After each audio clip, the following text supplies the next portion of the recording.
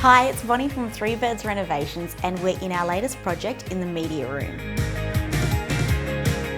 So as you can see, we have some pretty special detailing behind me. And what I wanted to talk about today is that timber mouldings aren't just skirting boards. They can also create interest and detail in a room. Now we're lucky because our TV is very slimline and very beautiful, but it's never been a stylist's best friend.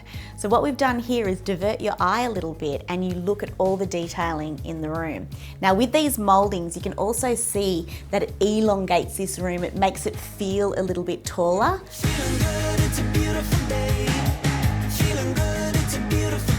Now if you're going to use timber mouldings like this, you need to consider what skirting boards you're going to use. So what we've done here is the timber moulding sits inside the skirting board.